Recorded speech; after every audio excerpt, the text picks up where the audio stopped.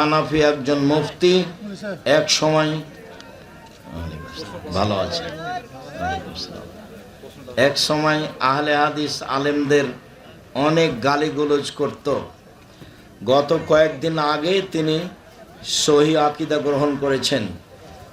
এখন তার উপর অনেক অত্যাচার নির্যাতন চলছে। তার উদ্দেশ্যে আপনার গুরুত্বপূর্ণ নসিহত, আপনি মৌলানা সাহেব ধৈর্যের পরিচয় দিবেন, ভেঙে পড়বেন না। যে যত হকের দিকে আসবে দুনিয়াবি ঝামেলা তার উপরে তত বেশি হবে। হোক ভালো, যদি যোগ্য হয় ভালো পড়াতে পারে জামিয়া সালাফে শিক্ষকতা দিয়ে দেব, আর যদি না পারে কি কাজ করতে পারে সেটা দেখা যাক। আমার সাথে দেখা করতে বলো। জামিয়া সালাফে বিশাল প্রতিষ্ঠান, রাজশাহীটা 50 বিঘা জমির উপরে, আর ঢাকারটা প্রায় 100 বিঘা জমির উপরে। গীবত, পরনিন্দা। মনে রাখা ভালো হবে যে গীবত মানুষের সাথে জড়িত পাপ, আল্লাহর সাথে নয়। আল্লাহর সাথে জড়িত পাপ ক্ষমা নেওয়া সহজ, তবে মানুষের সাথে জড়িত পাপ ক্ষমা নেওয়া সহজ নয়। আল্লাহর সাথে যে পাপ জড়িত তা আল্লাহর কাছে কান্নাকাটি করে ক্ষমা চাইলে ক্ষমা হবে, আশা করা যায় ইনশাআল্লাহ। মানুষের বদনাম গীবত করে, মানুষের প্রতি জুলুম অত্যাচার করে, মানুষের অর্থ সম্পদ জোর করে দখল করে, মানুষকে গালিমন্দ দিয়ে, মানুষকে জেল হাজতে দিয়ে, ক্ষমতা দাপট দেখিয়ে দিন কাটিয়ে আল্লাহর দরবারে ক্ষমা চাইলে ক্ষমা হবে না। এই পাপ মানুষের সাথে জড়িত। গীবতের পাপ যদি ক্ষমা হয়ে যায় তাহলে আল্লাহ হবেন জালেম, অত্যাচারী। আর আল্লাহ বলেছেন ইন্নী হারামতু যুলমা আলাইয়া, আমি আমার উপরে জুলুমকে হারাম করেছি, আমি জুলুম করব না। তুমি মানুষের বদনাম করেছো আর ক্ষমা করব আমি, এমনটা নয়। যার বদনাম গীবত করেছো দোকানপাটে বসে, রাস্তাঘাটে, যেখানে সেখানে, তার কাছে ক্ষমা নেও। সম্মানিত দিনী ভাই বোন, আপনাদের মনে রাখা ভালো হবে যে জেনা মহাপাপ, যার ফলাফল জাহান্নাম। পাপের জগতে মহাপাপ জেনা। রাসূল সাল্লাল্লাহু আলাইহি সাল্লাম বলেন আল বিকরু বিল বিকরি জিলদু মিয়া তাগরিবু সানা। অবিবাহিত ছেলে মেয়ে যদি জেনা করে তাহলে তাকে 100 লাঠি পিটিয়ে এলাকা থেকে 1 বছরের জন্য তাড়িয়ে দিতে হবে। তিনি বলেন আসাইবু বিসাইবা রাজম। বিবাহিত পুরুষ নারী যদি জেনা করে তাহলে তাকে ইট ঢেল পাথর দিয়ে মেরে মেরে মেরে ফেলতে হবে, তার দুনিয়াতে বেঁচে থাকার কোনো সুযোগ নেই। মানে মহাপাপ। 3 শ্রেণীর মানুষকে হত্যা করতে হয়। 2 শ্রেণীর মানুষের বাঁচার পথ আছে, 1 শ্রেণীর মানুষের বাঁচার পথ নেই। 3 শ্রেণীর মানুষকে হত্যা করতে হয় সরকারিভাবে। তার 1 শ্রেণীর মানুষ কেউ যদি বলে আমি কোরআন মাজিদ মানি না, তাহলে মোরতাদ, তাকে হত্যা করতে হবে। তবে ফাঁসির মঞ্চে নিয়ে আসার পরেও যদি বলে যে আমার ভুল হয়েছে, আমি কথা ফিরিয়ে নিলাম, আমি বলেছিলাম যে কোরআন মানি না, আমি এই কথা ফিরিয়ে নিলাম, তাহলে তার ফাঁসি হবে না। তবে পাপ ছিল হত্যার যোগ্য। 2 কেসাস। আপনি আমাকে হত্যা করেছেন, আমার বাপ মা আপনাকে হত্যা করে নিবে, তার নাম কেসাস। এরপরেও আপনার বাঁচার পথ আছে।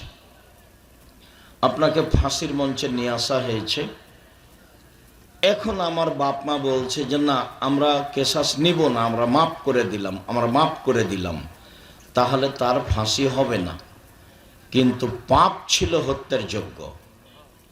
3, বিবাহ করার পরে যদি কেউ জেনা করে তাহলে তাকে ইট ঢেল পাথর দিয়ে মেরে মেরে মেরে ফেলতে হবে। একে পৃথিবীতে বাঁচানোর কোনো পথ নেই। কোনো পথই নেই। 1 মিনিট, একটু এই ছেলে মোবাইল ব্যবহার করছো না, এখন শুলিয়ে হবে না ফাঁসি হবে? মোবাইল কেন? কার সাথে কথা বলো? যেখানে কথা বলছো বলতে হবে এমন কিছু আছে?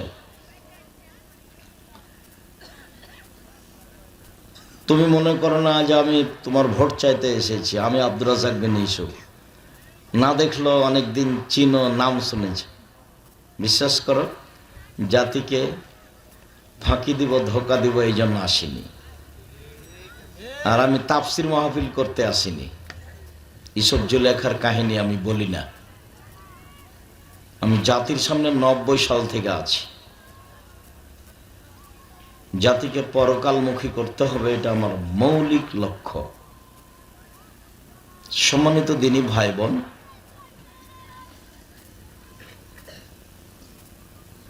বিবাহ করার পরে জেনায় লিপ্ত হলে তাকে বাঁচানোর কোনো পথ নেই। 1 মিনিট দেখাই। একজন গামেদিয়া সম্প্রদায়ের মহিলা এসে আল্লাহ রাসূলকে বলছেন, তাহিরনি ইয়া রাসূলুল্লাহ, আল্লাহ রাসূল আমাকে পবিত্র করেন। তখন আল্লাহ রাসূল বলছেন, ইরজিই, বাড়ি ফিরে যাও, ওয়াস্তাগফিরিল্লাহ, আল্লাহর নিকটে ক্ষমা চাও, অতুবি ইলাইহি, তুমি তওবা করো, তোমার পাপ ক্ষমা হয়ে যাবে। তখন মহিলা বলছে, আতুরাদ্দাদুনি কামারা দাদ্দা মাইজ ইবনে মালিক, মাইজ ইবনে মালিকের বিচার না করে তাকে ফিরিয়ে দিয়েছিলেন, সেভাবে কি আপনি আমাকে ফিরিয়ে দিতে চাচ্ছেন? অন্না হবলা মিনাজ জেনা, আমার পেটে অবৈধ সন্তান রয়েছে, দয়া করে বিচার করে দেন। তখন আল্লাহ রাসূল বললেন, ইরজিই ফরদেই হে, ইরজিই হাত্তা তালেদি, বাড়ি চলে যাও, যেদিন বাচ্চা সন্তান প্রসব হবে সেদিন আসো, বিচার করে দেব। মহিলা বাড়ি চলে গেল। সন্তান প্রসব হয়েছে। মুসলিম হাদিস গ্রন্থে এসেছে যে সবেমাত্র সন্তান প্রসব হয়েছে, তাকে ন্যাকড়ায় জড়িয়ে নিয়ে বাচ্চা নিয়ে বিচারালয়ে উপস্থিত। আল্লাহ রাসূল, এ দেখেন বাচ্চা প্রসব হয়েছে, বিচার করে দেন। তো দৃশ্য দেখে আল্লাহ রাসূল বললেন, ইরজিই, বাড়ি ফিরে যাও, ফরদেই হে, বাচ্চাকে দুধ খাওয়াও, যেদিন বাচ্চা দুধ ছেড়ে দিবে সেদিন আসো, বিচার করে দেব। মহিলা বাচ্চা নিয়ে বাড়ি চলে গেল। বাচ্চাকে 2 বছর দুধ পান করালো। 2 বছর পরে বাচ্চা নিয়ে বিচারালয়ে উপস্থিত। তখন বাচ্চার হাতে 1 টুকরা রুটি রয়েছে, প্রমাণ যে বাচ্চা এখন খাদ্য খেতে পারে। আল্লাহ রাসূল বাচ্চাটাকে একজন মুসলমানের হাতে সমর্পণ করলেন। বললেন, সঙ্গী সাথী, তোমরা একে মাঠে নিয়ে যাও, বুক পর্যন্ত গর্ত খুঁড়ে মাটিতে পুঁতে ইট ঢেল পাথর দিয়ে তাকে মেরে মেরে মেরে ফেলো। সাহাবীগণ বলছেন, আমরা তাকে মাঠে নিয়ে গেলাম, গর্ত খুঁড়ে বুক পর্যন্ত মাটিতে পুঁতে দিলাম, চতুর্দিক থেকে ইট ঢেল পাথর মারতে লাগলাম। খালিদ বিন ওয়ালিদ বলছেন, আমি একটা পাথর তার মুখের উপরে মারলাম, পাথরটা মুখে লেগে মুখ ফেটে রক্ত ছিটে খালিদের গায়ে লাগলো। খালিদ তাকে গালি দিয়ে বসলেন, ফাসাব্বাহা, খালিদ তাকে গালি দিয়ে বসলেন। আল্লাহ রাসূল বলেন, মালে না খালিদ, খালিদ তুমি গালি দিও না, লাকাদ তাবাত তাওবাতান লাহু তায়বা সাহেব মাগফিরাল্লাহ গফিরাল্লাহু। এই মহিলা এমন ক্ষমা চেয়েছে, এইরকম ক্ষমা যদি বড় থেকে বড় পাপী ক্ষমা চায় তাহলেও তাকে ক্ষমা করা হবে। খালিদ, শোনো, মদিনার সব লোককে যদি এর তওবা ভাগ করে দেওয়া হয় সবার পাপ ক্ষমা হয়ে যাবে। এরপরে আল্লাহ রাসূল তার জানাজা করলেন, তার কাফন দাফন করলেন। পৃথিবীর এত বড় মানুষ তাকে বলতে পারলেন না যে ঠিক আছে যাও, তোমার পাপ ক্ষমা হয়ে গেছে, তোমার বিচার হবে না, তুমি বাড়ি চলে যাও। এই কথা বলতে পারলেন না। কথাটা আবার বলি, সবার কাছে হয়তোবা ধরা পড়েনি। রাসূল সাল্লাল্লাহু আলাইহি সাল্লাম তার ব্যাপারে বললেন যে এ অনেক বড় তওবা করেছে, মানে এর পাপ তো ক্ষমা হয়েছি, এর তওবা যদি মদিনার লোককে ভাগ করে দেওয়া হয় হাজারো মানুষের মাঝে, সবার পাপ কি হয়ে যাবে? ক্ষমা হয়ে যাবে। মানে এইটুকু কথা আপনাকে বুঝাতে পারলাম কি না? তোমরা বুঝেছো এই কথাটা? তো রাসূল সাল্লাল্লাহু আলাইহি সাল্লাম তার জানাজা করলেন, মানে পাপ নেই, কাফন দাফন করলেন। মূল কথা কি?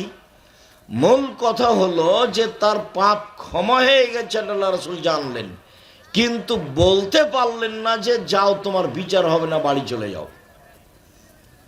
তার মানে মুহাম্মদ সাল্লাল্লাহু আলাইহি সাল্লাম নিজের শরীয়তের কাছে নিজেই জিম্মি। বিবাহ করার পরে জেনায় লিপ্ত হলে তাকে বাঁচানোর পৃথিবীতে কোনো পথ নেই। এটা হলো মূল কথা। আর যে আলোচনা করছি সেটাই ফিরে যাই, সেটা হলো এই যে জেনা মহাপাপ, মহা থেকে মহাপাপ, এরপরেও পাপ আল্লাহর সাথে জড়িত। আল্লাহকে যদি বলে আল্লাহ আমার ভুল হয়ে গেছে, তুমি আমাকে মাফ করো, আর আমি জীবনও কখনো এই পাপে লিপ্ত হব না, তাহলে ইনশাআল্লাহ আল্লাহ তার পাপ ক্ষমা করে দিবেন। কিন্তু তুমি যে দোকানে বসে বললে যে ওই ভালো নয়, ও খারাপ, এটা ক্ষমা চাও তো দেখি মরা পর্যন্ত। এখনো বোঝা যায়নি কথা। দোকানে বসে যে বললে ও ভালো নয়, ও খারাপ, এর নাম গীবাত। বোঝা যায় না। বা এমনি বৈঠকে আড্ডা পিটে বলছে যে অমুক চেয়ারম্যান খারাপ, দুনিয়ার দোমুখা বদের গোড়া, এই সেই। তো এই যে মানুষের বদনাম করা হলো, এইটা যদি আল্লাহর কাছে ক্ষমা চায়, আল্লাহ ভুল হয়ে গেছে, আমি অমুকের বদনাম করেছি, তুমি আমাকে মাফ করো, তো এইটা কি এভাবে ক্ষমা হবে? এটা ক্ষমা হবে না এভাবে। যদি আল্লাহ ক্ষমা করে দেন তাহলে আল্লাহ হবেন অত্যাচারী, জালেম, তার মানে আল্লাহ ক্ষমা করবেন না। তো এটা ক্ষমা চাওয়ার বুদ্ধি কি? তোমাদের কাছে কি জানা আছে বলেন তো মুরব্বী, আপনাদের কাছে কি জানা আছে? যার বদনাম করেছে তার কাছেই ক্ষমা নিতে হবে। আচ্ছা, ক্ষমা নিল না, মারা গেল, তাহলে কি হবে? তাহলে কিয়ামতের মাঠে নেকি দিয়ে পরিশোধ করতে হবে। এর নাম বদনাম, এর নাম গীবাত, যেটা এখন অহরহ স্বাভাবিক ব্যাপার। বদনাম মানুষের কাছে ভারী কাজ নয়। বদনাম কেউ করলে আর একজনকে শুনতে ভালো লাগে। বদনাম কেউ করলে আর একজনকে শুনতে ভালো লাগে। আর যার বদনাম করছে ও যদি আর শত্রু হয় তাহলে বলবে আরো বলো তো, আরো বলো তো, আরো কি কি ঘটনা বলো, ওকে খুব ভালো লাগছে কেন, ওর খারাপ সেটা বলছে। আবু হুরায়রা রাদিয়াল্লাহু তাআলা আনহু বলেন, রাসূল সাল্লাল্লাহু আলাইহি ওয়াসাল্লাম একদিন বললেন, হাল তাদরুনা মাল গীবাত, সঙ্গী সাথী বলতে পারো গীবাত কাকে বলে? আল্লাহ নবী বলছেন তার সাহাবীদেরকে, সঙ্গী সাথী বলতে পারো গীবাত কাকে বলে? সঙ্গী সাথী বলতে পারো বদনাম কাকে বলে? তো সাহাবীগণ বলছেন আল্লাহ রাসূলুহু আলাম, জি না, আমরা বলতে পারি না গীবাত কাকে বলে। তখন আল্লাহ রাসূল বলছেন, যিকরুকা আখাকা বা ইয়াকরাহ, তুমি তোমার ভাইয়ের কোনো কথা বলছো, ও যদি শুনতে পাই তাকে যদি খারাপ লাগে, এটাই হলো গীবাত। আপনি আমার কথা বলছেন, আমি যদি শুনতে পাই, আমাকে যদি খারাপ লাগে, এটাই হলো গীবাত। বোঝা গেল না গীবাত কাকে বলে?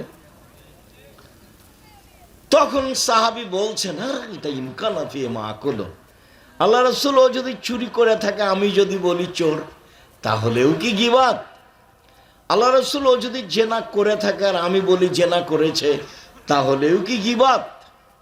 তখন আল্লাহ রাসূল বলছেন, শোনো, ইনকানা ফি মা তাকুলু ফাকা দিগতাবতাহু, তুমি যেটা বলছো সেটা যদি ও করে থাকে তাহলে গীবাত।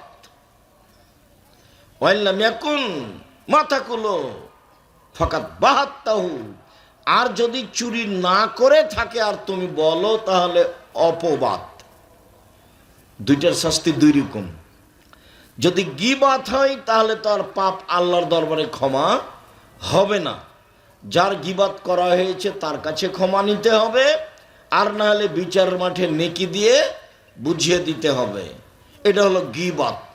আর অপবাদ, ও করেই নিয়ে কাজ, তবু আমি বলে বেড়াচ্ছি, তখন একে ৮০ লাঠি পিটাতে হবে। আর মুফাসসির সাহেব যদি নবী রাসূলের নামে মিথ্যা তাফসীর করে, তাহলে মুফাসসির সাহেবকে ৮০, ৮০, ১৬০ লাঠি পিটাতে হবে।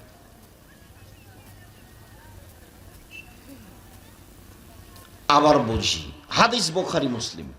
এই চলে কথা বলছো কেন? আপনারা জায়গা নাই নাকি? দাঁড়িয়ে আছেন কেন? দাঁড়িয়ে থাকা কি অভ্যাস? জায়গা করেনি? ঠিকই বলছো নাকি? জায়গা একটু কমই মনে হচ্ছে। মানে ঠিকই আছে, মানুষজন আসবে কি আসবে না। আমিও ভাবছি ওরকমই, কেন যে যাব, কোথায় যে যাব, কি বা হবে। খায়ের, জাযাকুমুল্লাহ খায়ের। যখন এসেছি, তোমরা যখন কিছু মানুষ এসেছ, কিছু ভাইজান আপনারা এসেছেন, মুরব্বি মানুষ, কিছুক্ষণ আমি কথা বলি, আপনারা দয়া করে বসেন, কষ্ট হলেও বসেন। আল্লাহর নবী কথা বললে বসতে বলতেন সাহাবীদেরকে। আল্লাহর নবী কথা বললে সাহাবীদেরকে কি করতে বলতেন? বসতে বলতেন। বসে থাকলে আল্লাহ রাসূল কথা বলতেন, তখন একটা পরিবেশ থাকে কথা শোনার। তো কথাটা আবার বুঝি, যদি ও অন্যায় করে আর আমি বলি তাহলে গীবাত, আর যদি অন্যায় না করে আর আমি বলি তাহলে অপবাদ। গীবাতের শাস্তি যার করেছে তাকে, তার কাছে ক্ষমা, আর না হলে বিচারের মাঠে নেকি দিয়ে দিতে হবে। আর অপবাদের শাস্তি, যে অপবাদ লাগাচ্ছে তাকে কি করতে হবে? 80 লাঠি পিটাতে হবে। এটা আল্লাহর বিধান, 80 লাঠি পিটাতে হবে। যেই বদনাম মহিলারা বাড়িতে নির্দ্বিধায় করছে, বুবু শুনেছো, বুবু ওই এই করেছে, সেই করেছে, ওর কথা শুনেছে। মহিলা মানুষ তো একে তো বুদ্ধি কম, আর থাকা খাওয়া চলাফেরা পশু প্রাণী, গরু ছাগলের মতো। শিক্ষা অশিক্ষা কোনো কাজ করে না তাদের মাঝে। এটা যে বদনাম, এটা যে গীবাত, এটা যে মহাপাপ, এটা বুঝতেই চায় না। তাহাজ্জুদ পড়ে কি হবে? হজ করে কি হবে? যত সারা জীবন একবারে 80 বছর বয়স পর্যন্ত তাসবিহ তাহলিল জিকির আজকার 5 ওয়াক্ত সালাত, রমজান মাসের রোজা, সবকে এক পাল্লায় দেওয়া হলো। আর আপনি বললেন যে অমুক খারাপ, ওই পাপ এক পাল্লায় দেওয়া হলে এটা ভারী হবে। এর নাম বদনাম, এর নাম গীবাত। আর যখন দলাদলি আসে, দল সংগঠন নির্বাচন আসে, তখন একজন আর একজনকে একবারে ধুয়ে ছেড়ে দেয়। আর তোমরা হলো তার পিছনে দৌড়িয়ে বেড়াও। তোমাদেরকে আমি খুব ভালোভাবে চিনি, আমার এটা সারা বাংলাদেশ থেকে বুঝি। কি যে তোমরা বুঝাতে চাও, কেন মানুষের পিছে পিছে দৌড়াও? কি দেয় তোমাকে? সিগারেট দেয়। আচ্ছা তুমি চুপ, সব অন্যান্য তাল মারে দেয়, তো ওই জন্য ওইভাবে চিল্লাচ্ছে। তোমরাও আমার সাড়া দিও না, নাহলে কথার পরিবেশ থাকবে না। তোমরা চুপ থাকো, এই ছেলেগুলোকে চুপ রাখার চেষ্টা করিও। মনে রেখো, আর একজনের তালে পড়ে নিজেকে ধ্বংস করো না। উপার্জনের পথ 4টা, একটা দিনমজুরি, একটা চাকরি, একটা জমি চাষ, একটা ব্যবসা। যেভাবেই হোক নিজে উপার্জন করি, হালাল খাই, থাকি। 5 ওয়াক্ত সালাত আদায় করব, হালাল রুজি উপার্জন করব, কোরআন তেলাওয়াত করব, আড্ডা পিটব না, জান্নাত হবেই ইনশাল্লাহ, হবেই হবে। 5 ওয়াক্ত সালাত, নামাজ, হালাল রুজি, কোরআন তেলাওয়াত, আড্ডা পিটা হারাম, জান্নাত হবেই। আড্ডা পিটা 2 ধরনের। একটা হলো দোকানে বসে আড্ডা পিটা, কারো বদনাম করা, হ্যাঁ করে হাসা, ল্যাংটা মেয়ে নাচছে তাকে দেখা, এ হলো আড্ডা পিটা। আর একটা হলো মোবাইলে ঘন্টার ঘন্টা তুমি ল্যাংটা মেয়ে দেখছো, বড় মোবাইল হাতে আছে, তুমি নিজেকে মোবাইলের কাছে জিম্মি করেছো, তোমার বুদ্ধি বিবেক কাজ করে না, তুমি পশু প্রাণীর মতো থাকো।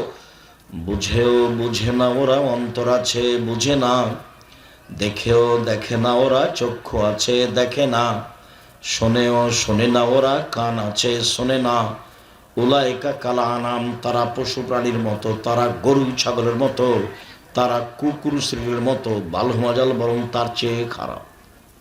পশু প্রাণীর মতো, গরু ছাগল কুকুর স্ত্রীগুলোর মতো হ্যাঁ করে হাসছে, দোকানে বসে আছে ঘন্টার ঘন্টা, ল্যাংটা মেয়ে নাচছে, কি যে বলছে ধুলায় অন্ধকার। আর বাপ মা তো বুঝে না যে ছেলে আমার জবাব আমাকে দিতে হবে। বাপ মার তো ওটা মাথাতে নেই, বাপ মাও পশু প্রাণীর মতো খাগে থাকে খায় আগে এভাবে দিন চালায়। ছেলে যে তার, মেয়ে যে তার, তাকে জবাব দিতে হবে, এইটাই হিসাব নাই। সম্মানিত দিনী ভাই বোন, বলছিলাম গীবত মহাপাপ, সুদ মহাপাপ। যত পাপ আছে দুনিয়াতে, সুদের পাপের যে ভাষা, এইরকম ভাষা কোনো পাপের নেই। সবচেয়ে বড় পাপ শিরক, ভাষা এমন নয়। দ্বিতীয় মহাপাপ হলো পিতা মাতার অবাধ্য চলা, কিন্তু ভাষা সুদের মতো নয়। তৃতীয় মহাপাপ হলো মিথ্যা সাক্ষী দেওয়া। রাজশাহী জেলে বহু মানুষ আছে 20-30 বছর থেকে নিজেই জানে না আমি কেন জেলে। জজ জানে না ঘটনা কি, উকিল জানে না ঘটনা কি, সাক্ষী জানে না ঘটনা কি। সাক্ষীকে 50,000 টাকা দিয়েছে আর বলেছে এভাবে সাক্ষী দিবা। সাক্ষী দিয়ে নেমে এসে আমার কাছ থেকে টাকা নিয়ে বাড়ি চলে যাওয়া। তো সাক্ষী বলছে যে যেভাবে বলতে বলবে সেভাবেই বলবো, টাকা তো 50,000 পাচ্ছি। তখনও বলছে আমি 2 চোখে মারতে দেখেছি। তো যার ব্যাপারে বলছে ও সেদিন ওই গোদাগাড়িতেই ছিল না, কিন্তু মিথ্যা সাক্ষী। পৃথিবীতে তৃতীয় মহাপাপ মিথ্যা সাক্ষী, মানুষকে হত্যা করা মহাপাপ। কিন্তু ভাষা সুদের মতো নয়। সুদের কি ভাষা? আল্লাহ রাসূল বলছেন মায়াকুল দিরহাম রিবাও ইয়ালাম আসাদ্দু মিন সিত্তাতিন সালাসিনা জিনিয়া। কেউ যদি জেনে শুনে 1 টাকা সুদ খায়, 36 বার জেনা করে যত পাপ হবে, 1 টাকা সুদ খেলে তার চেয়ে বেশি পাপ হবে। এরকম ভাষা পৃথিবীর কোনো পাপের সাথে নেই। রাসূল সাল্লাল্লাহু আলাইহি ওয়াসাল্লাম বলছেন আর রিবা সাবুনা জুজান আইসার আইন রাজুল উম্মাহু। সুদের পাপের 70টি ভাগ রয়েছে, ছোট থেকে বড়, বড় থেকে ছোট। সুদের পাপের 70টি ভাগ রয়েছে, ছোট থেকে বড়, বড় থেকে ছোট। সবচেয়ে ছোট পাপ হলো মার সাথে জেনা করলে যেমন পাপ হয়, সুদ। এর নাম সুদ। ব্যাংক থেকে টাকা উঠিয়েছেন ব্যবসা করার জন্য, কিস্তি তুলেছে তোমার বউ, কিস্তি তুলেছে তোমার মা। তোমার মা হস্তিনী, ওকে মা বলিও না, ওকে খালা বলে ডাকো।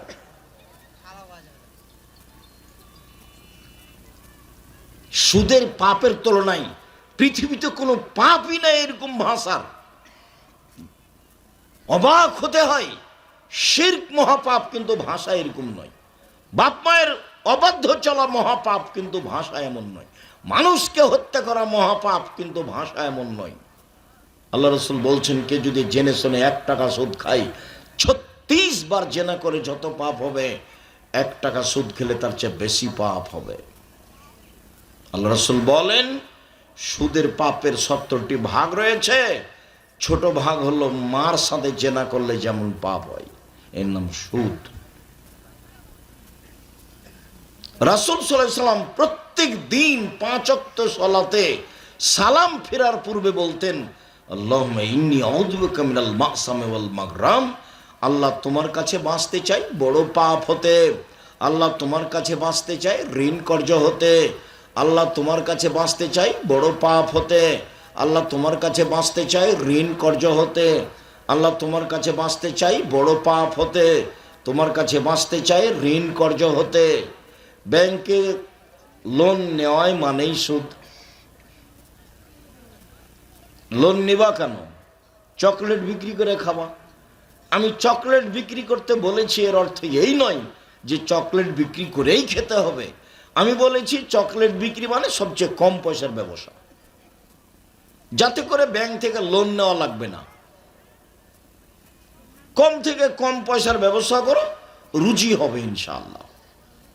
যেটুকু বলছিলাম, সুদ যত বড়ই পাপ হোক না কেন, কোটি কোটি টাকা মানুষ সুদ খেয়েছে, রাতে বলছে আল্লাহ আমি সুদের পাপ বন্ধ, লেনদেন বন্ধ করলাম, তুমি আমাকে মাফ করো, আজ থেকে আমি জিন্দেগিতে আর কোনোদিন সুদ খাবো না।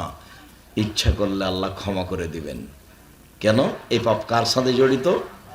আল্লাহর সাথে জড়িত।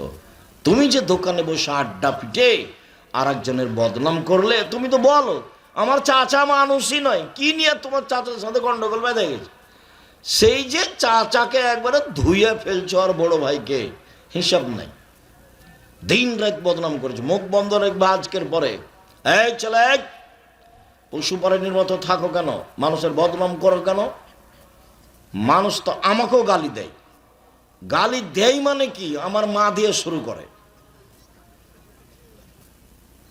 দিয়ে যখন শেষ করে তখন আমি আবার রিং দিয়ে বলি ভাইজান টাকা কি মোবাইলের শেষ হয়ে গেছে?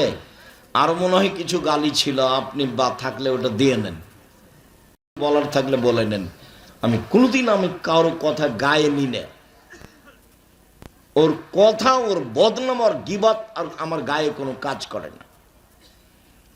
আমার জীবনের ত্যাগ, মানুষের প্রতিশোধ নেব না।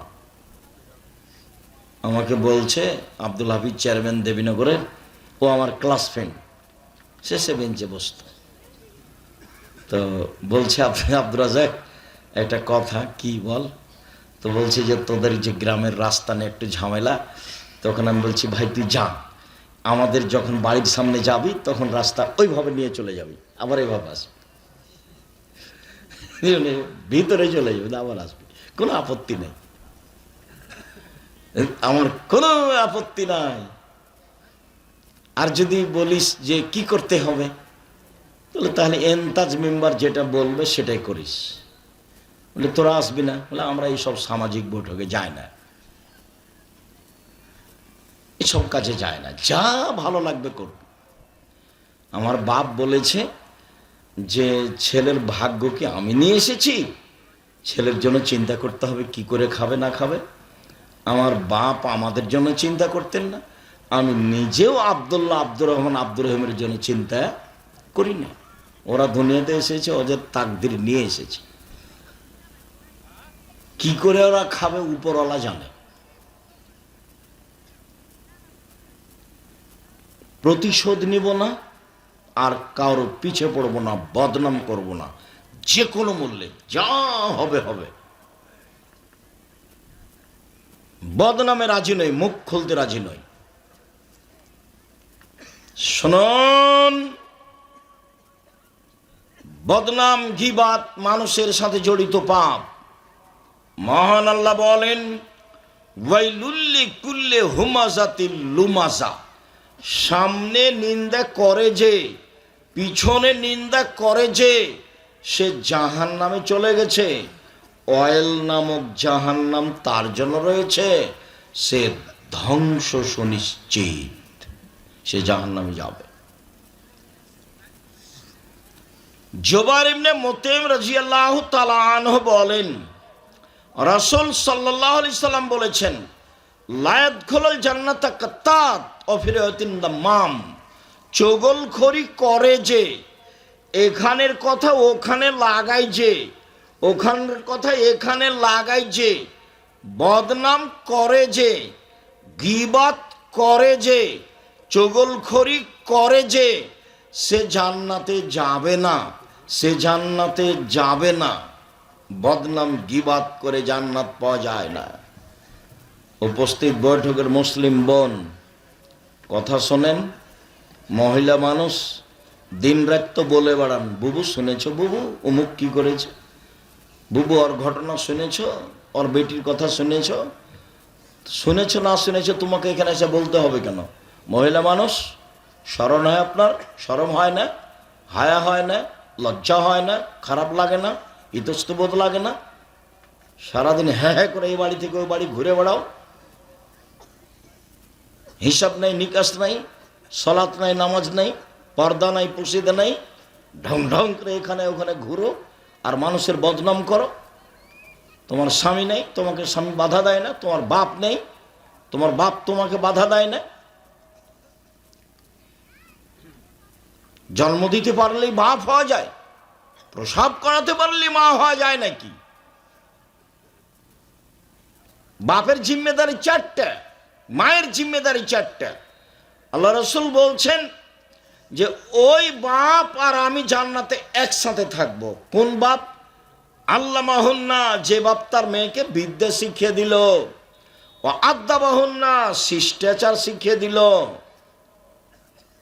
ও আহসানা ইলাইহিন্না, তার সাথে ভালো আচরণ করলো, ও জাওয়াজাহুন্না, তার বিবাহ দিয়ে দিল। আমি মুহাম্মদ সাল্লাল্লাহু আলাইহি সাল্লাম আর ওই পিতা, ওই বাপ জান্নাতে একসাথে থাকবে। ওইভাবে আঙ্গুল দুটো যেমন জমা লেগে আছে একসাথে থাকবে, এই পিতা আর মুহাম্মদ সাল্লাল্লাহু আলাইহি সাল্লাম। কি? মেয়েকে শিষ্টাচার শিখিয়ে দিয়েছে। তো এই বাড়ি ওই বাড়ি ঘুরে বেড়া, হ্যাঁ হ্যাঁ করে হাসা, এটাই হলো শিষ্টাচার? হলো এটা? এই বাড়ি ওই বাড়ি যাওয়ার মানুষের বদনাম করে, এটা শিষ্টাচার হলো? বড় নখ রাখা, এটা শিষ্টাচার হলো? নখে নেইল পালিশ দেওয়া, এটা শিষ্টাচার হলো? ইহুদি খ্রিস্টানদের পতিতালয়ের মেয়েরা নখে নেইল পালিশ দেয়। ইহুদি খ্রিস্টানদের পতিতালয়ের মেয়েরা নখে নেইল পালিশ দেয়। ইহুদি খ্রিস্টানদের পতিতালয়ের মেয়েরা নখে নেইল পালিশ দেয়। তোমার নখে নেইল পালিশ কেন? এই মেয়ে, তোমার নখটা বড় কেন? তোমার বাপ নাই? তুমি হিন্দুর মেয়ে? তোমার বাপ দেখে না? জন্ম দিতে পারলে বাপ হওয়া যায়। শিষ্টাচার কাকে বলে? তুমি ভুরু তলে চিকন করে রেখেছো কেন? তোমার বাপ দেখতে পায় না? তুমি দাঁত ছিলে ফাঁকা ফাঁকা করে রেখেছো কেন? তোমার বাপ দেখতে পায় না? তুমি মাথায় পরচুলা দিয়ে বড় খোপা দেখাচ্ছ কেন? তোমার বাপ দেখতে পায় না? তোমার বাপ কি করে? জন্ম দিতে পারলেই বাপ হওয়া যায়? জন্ম দিতে পারলে বাপ হওয়া যায় না। এক, বিদ্যা শিখাতে পারলে বাপ হওয়া যায়। 2, শিষ্টাচার শিখাতে পারলে। তো মাথার চুল খুলে এদিক ওদিক ঘুরছে, তার নামই কি শিষ্টাচার? ভ্যানিটি ব্যাগ নিয়ে চিকন বোরখা পরে চলে যাচ্ছে বাজারে গোদাগাড়ি, তার নামই কি শিষ্টাচার? শিষ্টাচার কি জিনিস? শিষ্টাচার কি জিনিস? বাপ তাকে কি শিখালো? মায়ের জিম্মেদারি 4টে। বহুদিন বলেছি, বক্তব্য দিলেই বলি। জাবের রাদিয়াল্লাহু তাআলা বলছেন, আল্লাহর নবী বললেন, মদিনায় এসেছি, বাড়িতে যাব। বললেন সবাই এখানে থামো, সকালে যাব। আমি বললাম, আল্লাহর নবী, আমি নতুন বিবাহ করেছি, বাড়ি যেতে অনুমতি দেন। আল্লাহ রাসূল বললেন, কুমারী মেয়ে বিবাহ করেছ না তালাক প্রাপ্ত মেয়ে বিবাহ করেছ? আমি বললাম, তালাক প্রাপ্ত মেয়ে বিবাহ করেছি।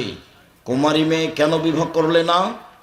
তখন আমি বললাম, আল্লাহর নবী, আমার আব্বা উহুদের যুদ্ধে শহীদ হয়েছেন, 9 জন মেয়ে রেখে গেছেন, আমার 9টা বোন আছে। আল্লাহর নবী, আমার আব্বা উহুদের যুদ্ধে শহীদ হয়েছেন, 9 জন মেয়ে রেখে গেছেন, আমার 9 জন বোন আছে। ফাআকরাহু আন আতাযাওয়াজা মিসলাহুন্না, তাদের মতো কম বয়সের মেয়েকে বিবাহ করা পছন্দ করিনি 4টা কারণে। এই ছেলে,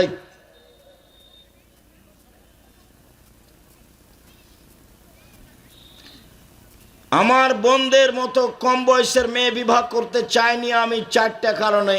1, লিতুয়াল্লিমাহুন্না, আমার স্ত্রী যেন আমার বোনদেরকে বিদ্যা শিখাতে পারে।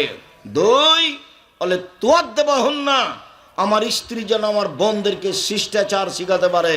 3, লিতুরাজ্জিলাহুন্না, আমার স্ত্রী যেন আমার বোনদেরকে সাজগোজ করে পরিপাটি করে রাখতে পারে। 4, লিতাকুমা আলাইহিন্না, আমার স্ত্রী যেন আমার বোনদেরকে পাহারা দিতে পারে, তার নাম মা। মা কাকে বলে? 1, বিদ্যা শিখাতে পারে বাচ্চাকে। 2, শিষ্টাচার শিখাতে পারে। 3, সাজগোজ করে পরিপাটি করে রাখতে পারে। 4, বাচ্চাকে পাহারা দিতে পারে, তার নাম মা। এবার তুমি বলো, প্রায় ছেলেগুলোর প্যান্টটা টাকনোর নিচে আছে, ওটা ওর মা? বাপে বিবাহ দিয়েছে, স্বামীর কাছে গেছে, তাই বাচ্চা হয়েছে। ও তো জানে না মা কাকে বলে। ও তো দরজাটা বন্ধ করতে জানে না। এই ছেলে, তোমার মা দরজা বন্ধ করতে জানে না, তোমার মা জানালা বন্ধ করতে জানে না, তোমার মা ভাতের পাতিল থেকে ভাত বের করতে জানে না, তোমার মা গামলা থেকে ভাত উঠে দিতে জানে না। শুনুন, এর নাম ইসলাম, মানে মেনে নেওয়া। যে মেনে নেয় তার নাম মুসলিম। একটা কাজ ব্যক্তিগতভাবে চলে না, সব নিয়ম দিয়ে চলে। যে ধর্মে এক গিলাস পানি পান করতে 5টা বিধান লাগে, সেই ধর্ম কি পীর দিয়ে চলে? সেই ধর্ম কি বড় হুজুর দিয়ে চলে? সেই ধর্ম একজন মানুষ দিয়ে চলে, যার নাম মোহাম্মদ সাল্লাল্লাহু আলাইহি সাল্লাম। শুইলে ডান কাতে শুইতে হয়, এর নাম রাসূলের নীতি। দোয়া পড়ে শুইতে হয়, এর নাম রাসূলের নীতি। ঘুমের ঘোরে স্বপ্ন দেখে যদি খারাপ লাগে, তাহলে 60 পরিবর্তন করতে হয়। বাম দিকে 3বার থুতু ফেলতে হয়, নাউজুবিল্লাহ বলতে হয়, অজু করে 2 রাকাত সালাত আদায় করতে হয়। খারাপ লাগলে কাউকে বলতে হবে না, তাহলে এমনিতে মিটে যাবে। আর স্বপ্ন যদি খুব ভালো লাগে, তাহলে কারোর সামনে বলা যায়, এর নাম ইসলাম। নিয়ম নীতি নাম ইসলাম। সম্মানিত দিনী ভাই বোন, বলছিলাম বদনাম গীবাত মহাপাপ। মহান আল্লাহ বলেন, ইয়া আইয়ুহাল্লাযীনা আমানু ইজতানিবু কাসীরাম মিনায-যান, হে পৃথিবীর মানুষ, তোমরা মানুষের উপরে ধারণা করা থেকে বেঁচে থাকো। ইন্না বাযাদ-যান ইসম, কিছু ধারণায় পাপ হয়। ধারণা, ও মনে হয় আমার কথা বলেছে, ও মনে হয় আমার ব্যাপারে কিছু করেছে, এর নাম ধারণা। ধারণাই করো না, ধারণাই মহাপাপ। রাসূল সাল্লাল্লাহু আলাইহি ওয়াসাল্লাম বলছেন, ইয়াকুমুয যান্না ফাইন্না যান্না আকযাবুল হাদিস। পৃথিবীর মানুষ, ধারণা থেকে বেঁচে থাকো, ধারণাই মহাপাপ। যা বলেছে বলেছে, আমার ভাবার প্রয়োজন নেই। রাসূল সাল্লাল্লাহু আলাইহি ওয়াসাল্লাম বলছেন, ওয়ালা তাজাসসু ওয়ালা তাহাসসু, মানুষের গোপন কথা কান লাগিয়ে শুনিও না। ওরা স্বামী স্ত্রী কি বলছে কথা কান লাগিয়ে শুনিও না। ওরা দুইজন কি বলছে তোমার শোনার প্রয়োজন নেই। রাসূল সাল্লাল্লাহু আলাইহি ওয়াসাল্লাম বলেছেন, কেউ যদি কারো গোপন কথা কান লাগিয়ে শোনে, তাহলে তার কানে জাহান্নামের আগুন দিয়ে শীষে তামাকে গলিয়ে কানে ঢেলে দেওয়া হবে। মানুষের গোপন কথা শোনা হারাম। পরের বাক্যে আল্লাহ রাসূল বলছেন, মানুষের দোষ ত্রুটি উদ্ঘাটন করো না। এই ছেলে, বসো, মানে খবরদার কেউ তোমরা এ বাদাম নিয়ে আসবা না এখানে। বাদাম খাবার, বসে থাকবা, বাদাম কিনতে যাওয়া, এটা নয়। কিছুক্ষণ অপেক্ষা করো, এমনিতে অল্প কিছুক্ষণ পরে বক্তব্য শেষ হয়ে যাবে। কোনো কাজ দেখায়ও না, তোমার কাজ দেখার জন্য এখানে আমি আসিনি। তুমি দোকানে বসে আড্ডা পিটছো, তুমি ইতর শ্রেণীর মানুষ। তোমাকে যদি আমি ইতর শ্রেণীর প্রমাণ না করতে পারি, বক্তব্য দেব না। তুমি নিম্ন শ্রেণীর মানুষ, তোমাকে আর তোমার বাপকে আমি অশিক্ষিত প্রমাণ করতে না পারলে বক্তব্য দেব না। 90 সাল থেকে বলে আসছে এ কথা, কে বোঝাতে চাও? গ্রামে বসবাস করো, সেই জন্য মনে করো যে আমি পশু প্রাণী হয়ে বসবাস করব? তা করবা কেন? মানুষের মতো হয়ে বসবাস করবা। কেউ কোনো জায়গায় থাকা আসলে তাকে সম্মান করতে শিখবা, তাকে মূল্যায়ন করতে শিখবা। কি বলছেন সেটা শুনবা। আমি তো পশু প্রাণী নই, আমি গরু ছাগল নই, আমি মানুষ, আমার দাম আছে। মরলে আমার বিচার হবে, গরু ছাগলের বিচার হয় না, কুকুর শ্রীগালের বিচার হয় না। আমি মানুষ, মরলে আমার বিচার হবে। তবে অল্প কিছুক্ষণ সময় মূল্যায়ন করার চেষ্টা করি। জামিয়া সালাফে সাংবাদিক এসেছে, তা আমাকে জিজ্ঞাসা করছে। আমি তো সাধারণত কারো মুখোমুখি হই না। আমি কি কাজে বসেছিলাম, ওরা এসে ঢুকেছে। ঢুকে বলছে, আপনি আব্দুর রাজ্জাক বিন ইউসুফ? বলে জি। তা আপনার সাথে কিছু কথা ছিল। কি কথা? তো পুরাতন একটা কথা জিজ্ঞাসা করছে। তুমি তোমার সাংবাদিক করা, তোমার রুজি হারাম, কোনো কাজ করে কোনো কাজ করতে পারো না, ভিক্ষা করে খাও, এ কাজে এসেছো কেন? মানুষের দোষ ত্রুটি উদ্ঘাটন করো কেন? সাংবাদিকতা করে তোমার কে খেতে বলেছে? দুনিয়াতে আর কোনো কাজ পাও না, ভিক্ষা করে খাওয়া কেন? মানুষের বাড়িতে কাজ করে খাওয়া, কিষান কামলা দিয়ে দিন গেলে 500 টাকা পাওয়া যাবে, কিষান কামলা দিয়ে খাও। কিষান কামলা দিয়ে খাবা কেন? বাপের জমি আছে, জমি চাষ করে খাও, কাজ করে খেতে শিখো। ঢোড্ডামি করে, ফাইজলামি করে, শয়তানি করে, ধোকাবাজি করে মানুষের সাথে অন্যায় অবিচার করে, মানুষের দোষ ত্রুটি উদ্ঘাটন করে, পেপার পত্রিকা লিখে অল্প দিন বাঁচতে এসে জাহান্নাম কিনে নিও না। আল্লাহ তাআলা বলছেন, রাসূল সাল্লাল্লাহু আলাইহি সাল্লাম বলছেন, তোমরা মানুষের দোষ ত্রুটি উদ্ঘাটন করো না। আমি সবাইকে বুঝাতে পারবো কিনা একটু দেখি মধ্যখানে কথা। রাসূল সাল্লাল্লাহু আলাইহি সাল্লাম বলছেন যে কেউ যদি মানুষের দোষ ত্রুটি ঢেকে রাখে, আল্লাহ বিচারের মাঠে তার দোষ ত্রুটি ঢেকে রাখবেন। এই কথাটার ভিত্তিতে আর একটা বুখারী মুসলিমের হাদিস আপনাকে বলি, দেখি আপনি বুঝতে পারেন কি না। বিচারের মাঠে আল্লাহ একটা লোককে এভাবে আড় করে নেবেন, তার বাহু দিয়ে আড় করে নিয়ে তার পাপগুলোকে নেকি আমলনামা দেখাবেন, বলবেন দেখো তো এগুলো কি তোমার আমল পাপ নাকি? বলে জি হ্যাঁ আমারই। তো তুমি কি মনে করছো যে আমার ফেরেশতারা অন্যায় লিখেছে? না, এগুলো অন্যায় লিখেনি। ঠিক আছে, তো তুমি কি আমাকে কিছু বলতে চাও? আল্লাহ বলছেন ওকে, তুমি কি আমাকে কিছু বলতে চাও? জি না, আমি কিছু বলতে চাই না। তখন আল্লাহ বলবেন, শোনো, তুমি মানুষ হয়ে মানুষের দোষ ত্রুটি ঢেকে রাখতে, আমি আল্লাহ হয়ে তোমার দোষ ত্রুটি ঢেকে রাখতে পারি না। যাও, তোমার বিচার হবে না, মাফ করে দিলাম। তা আপনি যে সাংবাদিক, মানুষের দিন রাত দোষ ত্রুটি লিখেন আর পেপারে দেন, তো এটা কি? তা আপনাকে যে আমি বলেছি ভিক্ষা করে খেতে, ভিক্ষা করে খাবেন কেন? ওটা তো আমার একটা কথার গতি, কাজ করে খাবেন। আর ভিক্ষা করা একটা উপার্জনের শেষ পথ, ভিক্ষা করা একটা উপার্জনের শেষ পথ। সব সময় বলি, 1 দিনমজুরি, 2 চাকরি, 3 জমি চাষ, 4 ব্যবসা, ছোট হোক আর বড় হোক। এ হলো 4টে উপার্জনের পথ। যেটা সহজ হবে পৃথিবীতে সেটাই বাছাই করতে হবে। তবে ব্যবসা সবচেয়ে উত্তম পথ। সত্যবাদী বিশ্বস্ত ব্যবসায়ীরা বিচার মাঠে নবীদের সাথে জান্নাতে থাকবেন। ব্যবসা ছোট হোক, কলার ব্যবসা হোক, তাতে কি আছে? রাস্তায় জুতা স্যান্ডেলের ব্যবসা হোক, তাতে আসা যায় না।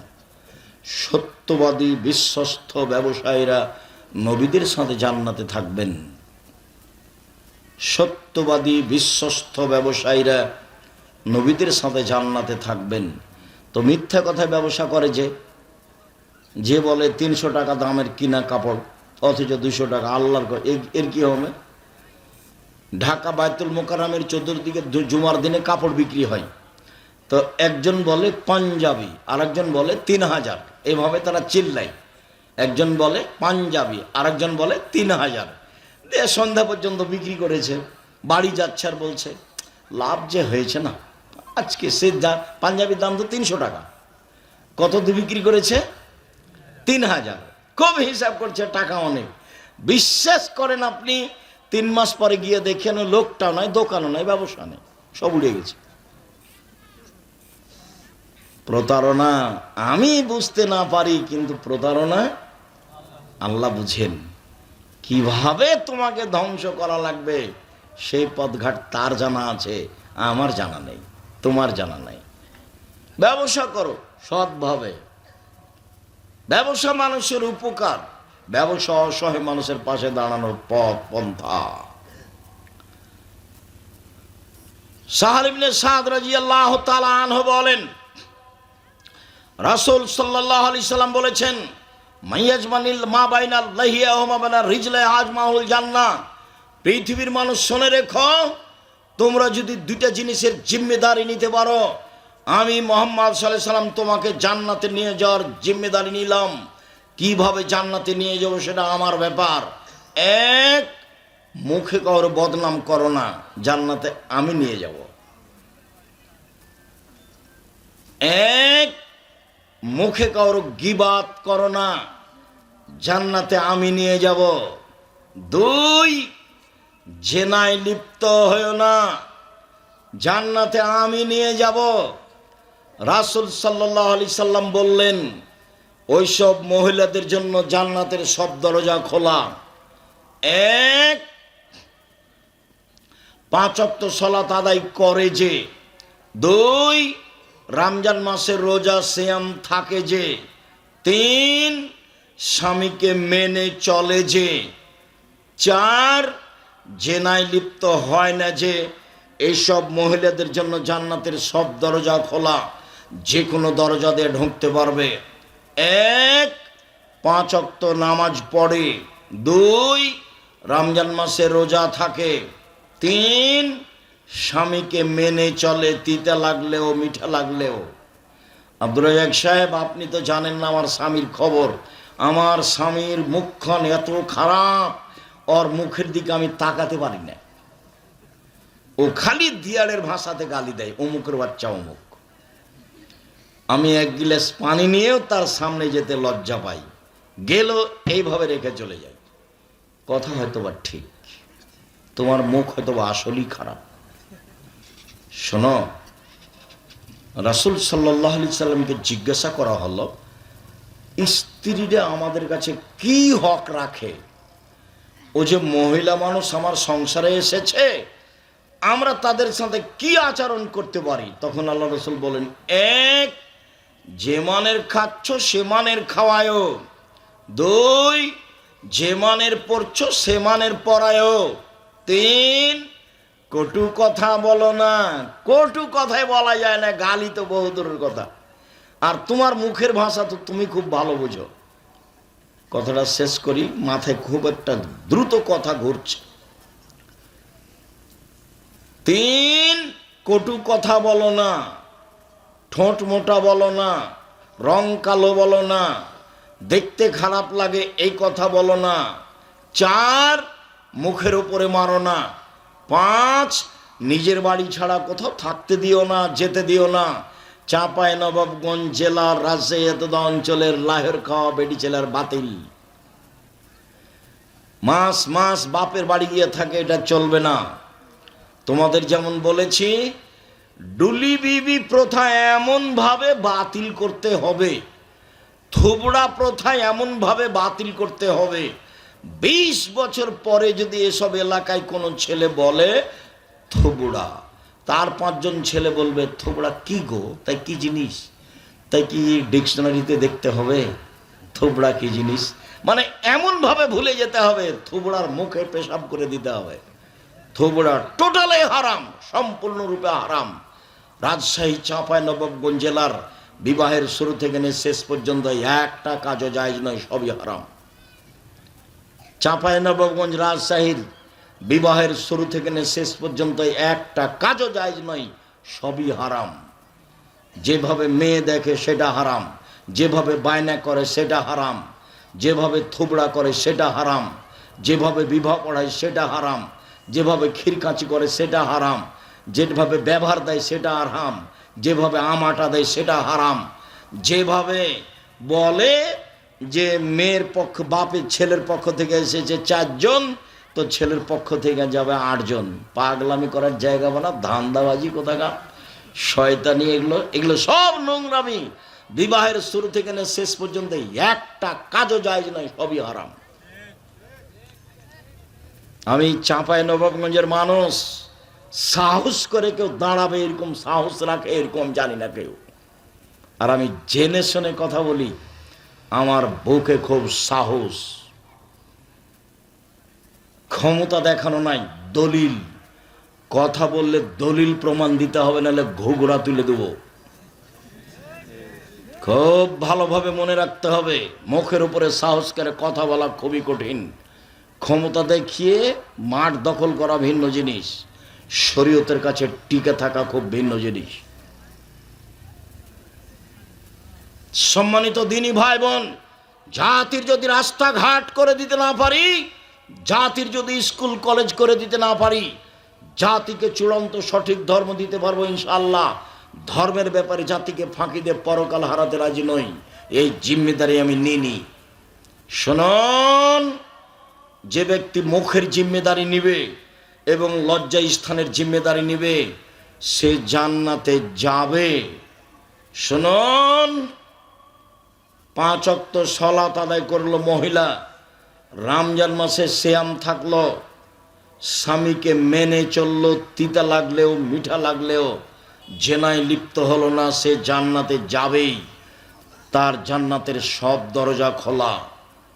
আপনি স্ত্রীকে গালি দিতে পাবেন না, কটু কথা বলতে পাবেন না, মারতে পাবেন না, নিজের বাড়ি ছাড়া কোথাও থাকতে দিবেন না, শ্বশুর বাড়ি যেতে পাবে না, খালার বাড়ি বাপের বাড়ি যেতে পাবে না, খালার বাড়ি যেতে পাবে না, দাদির বাড়ি যেতে পাবে না, জরুরি প্রয়োজন ছাড়া বাড়ি ত্যাগ করতে পারে না। যদি যাও তোমার শ্বশুর বাড়ি, যদি তোমার স্ত্রী যায় তুমিও সাথে যাও, সকালে যাবা বিকালে চলে আসিও। আর বিবাহের বাড়িতে পাঠানোর কোনো প্রশ্নই আসে না, বিবাহের বাড়িতে পাঠানোর কোনো প্রশ্নই আসে না। ওটা স্বপ্নেও ভাববা না যে আমার সেলিকার বিবাহতায় আমার স্ত্রীকে যেতে হবে, এটা স্বপ্নেও ভাবিও না যে আমার বড় সম্বন্ধীর বিবাহতায় আমার স্ত্রীকে যেতে হবে, স্বপ্নেও ভাবিও না। প্রয়োজন হলে আমি যাব। বিবাহের দিন শ্বশুরকে রাগ দেখায়ও না, সব রাগ এখানে নিয়েছে। তখন শ্বশুর জামাইয়ের পা ধরছে, শোনো বাবা বলেছে মাফ, এই ঢং দেখায়ও না, এই ঢং বাতিল। শ্বশুরকে সম্মান করতে শিখো, শ্বশুরকে মূল্যায়ন করতে শিখো। শ্বশুর বাপের স্থানে অবস্থান করে। পৃথিবীর দ্বিতীয় মহাপাপ বাপ মায়ের অবাধ্য চলা, পৃথিবীর দ্বিতীয় মহাপাপ বাপ মায়ের অবাধ্য চলা। ভুলেও মাকে গালি দিব না, ভুলেও বাপকে গালি দিব না। যা হবে হবে, বন্যায় সব ভেসে যাক, চাকরি চলে যাক, অর্থ সম্পদ কেটে যাক, স্ত্রী আমাকে ছেড়ে চলে যাক, তাতে আসে যায় না। আমি মায়ের অবাধ্য চলতে রাজি নই, আমি বাপের অবাধ্য চলতে রাজি না। এইভাবে গড়ে উঠো। মাকে তুমি পরামর্শ দিতে পারো, শোনো মা তোমাকে একদিন, যেদিন তুমি ছোট ছিলে, কোলে পেশাব করছিলে, বারবার পেশাব করছিলে, তখন তোমার মা একটু আদর করে এভাবে মারছিল, অত পেশাব করিস কেন রে, এটা মায়ের জন্য জায়েজ। এখন তোমার মা তোমার ঘরে তোমার বিছানায় পেশাব করে, তুমি একটু মজাক করে বলতে পাবা না যে এইভাবে পেশাব করলে কিভাবে দেখব? পরিষ্কার করবা তুমি, কাপড় পরিষ্কার করবা তুমি, তোমার মাকে পেশাব করাবা তুমি, পানি খরচ করাবা তুমি, তোমার মাকে কাঁধে নিয়ে যাবা মেডিকেলে তুমি, সব কিছু তুমি করবে। এই জন্য প্রস্তুত থাকো। পায়খানা করাবা তুমি, পেশাব করাবা তুমি, গোসল দিয়ে এবার তুমি, কাপড় পরাবা তুমি। তোমার বউ যদি করে আলহামদুলিল্লাহ, ভালো করুক, নাহলে সব তোমার জিম্মেদারি, তুমি এটা মনে রেখো। মাকে কাঁধে করে হাসপাতালে নিয়ে যাবা তুমি, বাড়িতে নিয়ে আসবা তুমি, তোমার জিম্মেদারি। একদিন তুমি ছিলে তোমার মায়ের কোলে, এখন তোমার মা তোমার কোলে। বুঝাতে পারিনি কথা? একদিন তুমি ছিলে তোমার মায়ের কোলে, এখন তোমার মা হলো তোমার কোলে। মানুষের বয়স বেশি হয়ে গেলে মানুষের হিসাব নিকাশ থাকে না। রাসূল সাল্লাল্লাহু আলাইহি সাল্লাম বলেন, জিজ্ঞাসা করা হলো বাঁচার পথ কি? তখন আল্লাহ রাসূল বললেন, শোনো, মুখ বন্ধ রেখো, বেঁচে যাবা, জান্নাতে চলে যাবা। 2, জরুরি প্রয়োজন ছাড়া বাড়ি ত্যাগ করো না। খাওয়ার পরে হাত ভালো করে মুছেইনি কাপড়ে দোকানের দিকে হাঁটছে, বসে গল্প করবে, সেই জন্য শরম পাও না? এই ছেলে, এই দোকানে যাওয়ার পদ্ধতি, ঢং, গতি, দোকানের সামনে যাওয়া, আসসালামু আলাইকুম, আহমদ লবণ আছে? হ্যাঁ আছে। 1 কেজি লবণ দিত ভাই। কাঁচামরিচ আছে? আছে, 200 কাঁচামরিচ দে। টাকা দিয়ে আসসালামু আলাইকুম। এই পর্যন্ত দোকানের সামনে থাকা যাবে, এর চেয়ে বেশি থাকা যাবে না। তুমি ঘন্টার ঘন্টা আড্ডা পিটো কেন? রাত 12টা পর্যন্ত ওখানে বসে থাকো কেন? কে বলেছে তোমাকে ওখানে চা খেতে হবে? আমি আমার জীবনে কোনোদিন চায়ের স্টলে বসিনি, বেঁচে নাই। আমি নিজের কথা বলছি। আমার মা বলতো, দোকানে বসিও না, প্রাইভেট পড়ায়ও না, কারোর সাথে বন্ধুতালি করো না, মানুষের দাওয়াত খায়ও না। 4টা কথা আমার মাঝে কি বুঝতেন? 1, দোকানে বসিও না, 2, প্রাইভেট পড়ায়ও না, 3, মানুষের সাথে বন্ধুতালি করো না, 4, মানুষের দাওয়াত খায়ও না। আমি যখন বের হতাম তখন আমার মা এভাবে আমাকে বলতেন। তো তো একটা রহস্য বলতেন, কারোর সাথে বন্ধুতালি করলে বন্ধুতালি যখন কেটে যাবে তখন পেটে ছুরি দিয়ে চলে যাবে। যেখানে বন্ধুতালি শুরু হয় সেটা আবার কি হয়ে যায়, একদিন শেষ হয়ে যায়। শেষটা তার ভালো থাকে না, তখন খুব খারাপ থাকে। এই জন্য বন্ধুতালি নাই। নিজে উপার্জন করি, মানুষের বাড়িতে কাজ করি, খাই, সন্ধ্যা হয়েছে, সময় শেষ। 5 ওয়াক্ত সালাত, হালাল রুজি, কোরআন তেলাওয়াত, আড্ডা পিটা নিষেধ, জান্নাত হবেই ইনশাআল্লাহ। রাসূল সাল্লাল্লাহু আলাইহি ওয়াসাল্লাম বললেন, পাপের জন্য কাঁদো, জান্নাত হবে। রাসূল সাল্লাল্লাহু আলাইহি ওয়াসাল্লামের জিজ্ঞাসা করা হলো, সুইলা আন আকসারা ইদখালান নাসান নারা, আল্লাহ রসুল বলেন তো মানুষকে বেশি বেশি জাহান্নামে দেয় কি? আল্লাহ রসুল বলেন তো মানুষকে বেশি বেশি জাহান্নামে দেয় কি? তখন আল্লাহ রসুল বললেন, আল ফারজ আল ফাম, মুখ আর লজ্জা স্থান, মুখ আর লজ্জা স্থান। বলো তো ছেলে, মানুষের জাহান্নামে যাওয়ার সবচেয়ে বড় পথ কি? মুখ, লজ্জা স্থান। তুমি যে দোকানে বসে মানুষের বদনাম করছো, জাহান্নামে চলেই গেছো, খালি মরতে বাকি আছে, মরলেই জাহান্নাম। এই ছেলে, ওই ছোট বাচ্চাগুলি, ওরা তো আর কথা বুঝে না, ওরা এসব কথা তার তো আর মূল্যায়ন করতে পারবে না। আর এখানে তো লিল্লাহে তাকবীর ওরকম নেই, আর কণ্ঠস্বরে তো বক্তব্য নেই। প্রথমে অনেক দিন আগে খুলনা গেছি, খুলনা তো ঘণ্টাখানে বক্তব্যের পরে কিছু কিছু মহিলা বলছে, চলো যাই, বাড়ি চলে যাই। আজ মনে হয় বক্তব্য দিবে না, শুধু কথা বলছে যে বক্তব্য মানে কণ্ঠস্বর, বক্তব্য মানে কণ্ঠস্বর। তাহলে বুঝবে যে কি হচ্ছে, বক্তব্য হচ্ছে। তো বক্তব্য দিবে না মনে হয় আজকে, খালি কথা বলছে, তো চলো যাই। তো এইসব বাচ্চা তো কণ্ঠস্বর হলে থাকতো, এটা তো আর ধরতে পারে না। কণ্ঠস্বরে বক্তব্য জায়েজ নয়, কণ্ঠস্বরে বক্তব্য জায়েজ নয়। আল্লাহ রাসূল কথা বলতেন তখন 2 চোখ লাল হয়ে যেত, কণ্ঠ উঁচু হয়ে যেত, রাগ বেড়ে যেত, যেন তিনি সৈন্যদলকে ধমক দেখাচ্ছেন, এই করতে হবে, সে করতে হবে। এটা ছিল তার বক্তব্যের গতি। রাসূল সাল্লাল্লাহু আলাইহি ওয়াসাল্লাম বলছেন, সঙ্গী সাথী বলতে পারো মানুষকে পিছন দিক থেকে ধাক্কা মেরে জাহান্নামে নিক্ষেপ করে কি? সঙ্গী সাথী বলতে পারো মানুষকে পিছন দিক থেকে ধাক্কা মেরে জাহান্নামে নিক্ষেপ করে কি? বলতে বলতেই আল্লাহ রাসূল তার জিহ্বাটা ধরে নিয়েছেন। দেখো, জিহ্বা মানুষকে পিছন দিক থেকে ধাক্কা মেরে জাহান্নামে নিক্ষেপ করে, মানে বদনাম, মানে গীবাত। একদিন আয়েশা রাদিয়াল্লাহু তাআলা আনহা বলছেন, আল্লাহর নবী, আপনি তো সাফিয়ার খুব প্রশংসা করছেন। সাফিয়া সুন্দরী মহিলা, সাফিয়া বুদ্ধিমতী মহিলা, সাফিয়া বড় ঘরের মেয়ে, এত প্রশংসা করেন কেন? ও তো সাইজে খাটো। এটা হলো বদনাম। এটা কি? বদনাম। ও তো সাইজে খাটো। যেমন এই কথা বলেছেন, আল্লাহ রাসূল বলছেন, আয়েশা লাকাত কুলতে কালিমাতান লা মাজাদ ফিল বাহরি লা মাজাদাতহু, তুমি এমন একটা কথা বলেছো আয়েশা, এই কথা যদি সাগরে ফেলে দেওয়া হয় তাহলে পুরো সাগরের পানি ঘোলা হয়ে যাবে। আমাদের মহানন্দা পদ্মা নদীতে কত পানি আছে, এই কথাটা ফেললে ঘোলা হবে, আমরা তো এটা বুঝতে পারি না। আল্লাহ রাসূল বলছেন যে খাটো কথাটা যদি সাগরে ফেলে দেওয়া হয় তাহলে সাগরের পানি কি হয়ে যাবে? ঘোলা হয়ে যাবে। সম্মানিত দিনী ভাই বোন, আমি এই বিষয়ে অনেক কথা থাকলেও আজকের জন্য কথা গুটিয়ে নিচ্ছি। এই ছেলে, এই থামো,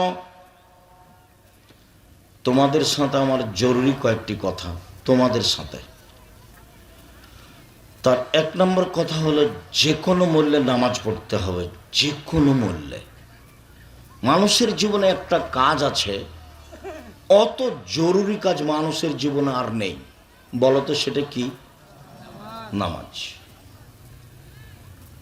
আমার দাদি নামাজের উপরে খুব কঠোর ছিলেন, খুব বেশি কঠোর, নামাজের উপরে খুব বেশি কঠোর ছিলেন। তা আমার মা, নতুন বউ বাড়িতে এসেছে, আমার দাদি আমার মাকে ঘর লিপতে বলেছে। তো আমরা তো সবাই ঘর লেপা ভালোই বুঝি। তা আমার মা লিপতে লিপতে কাছাকাছি শেষ, তখন আজান হয়েছে। তা আমার দাদি বলছেন যে হাত ধুয়ে নে, দিয়ে নামাজ পড়ে বাকিটুকু লেপবি। তখন আমার মা বলেছে যে কয়েকবার হাত ঘুরালি তো হয়ে যাবে, শেষ করে নিয়ে নামাজ পড়ব। যেমন এই কথা বলা, আমার দাদি উঠে গিয়ে একবারে কয়েক কিল, হ্যাঁ আমি বলছি হাত ধুয়ে নিয়ে নামাজ পড়তে, আর তুই বলছিস যে আর দুই একবার হাত ঘুরালে হয়ে যাবে।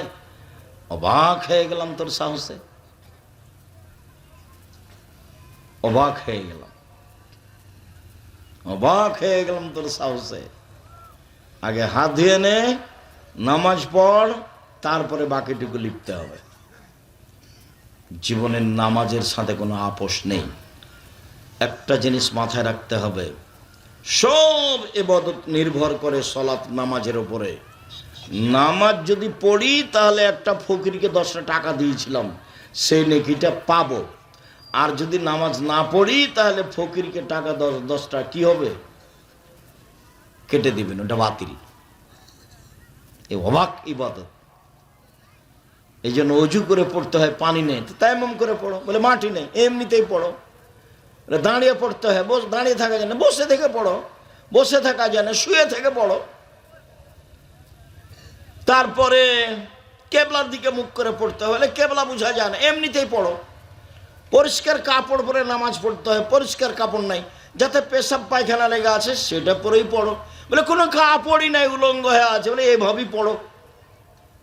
অবাক ইবাদত, অবাক। পৃথিবীতে ভিন্ন ধরনের ইবাদত হলো সালাত নামাজ। একটা কাজের সাথে কখনো আপোষ করবেন না, সেটা হলো 5 ওয়াক্ত সালাত। উপস্থিত দিনী বৈঠকের মুসলিম বোন শোনেন, এই মেয়ে এই শোনো, তোমাকেই বলছি, কথা বলছো কেন? মহিলা মানুষ 5 ওয়াক্ত সালাত আদায় করবা।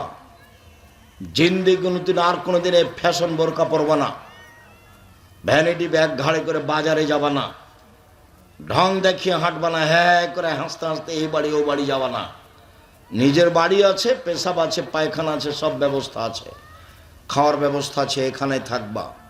নিজেকে কন্ট্রোল করতে শিখো, পশু প্রাণীর মতো বসবাস করো না। 2 হালাল রুজি যে কোনো মূল্যে। 3 কোরআন তেলাওয়াত যে কোনো মূল্যে, অন্তত সূরা ইখলাস। সূরা ইখলাস বুঝি না, কুল আল্লাহু আহাদ, অন্তত কয়বার? 3 বার। 4 আড্ডা পিটা হারাম। আড্ডা পিটা কিভাবে? দোকানে বসে আড্ডা পিটা গল্প করা।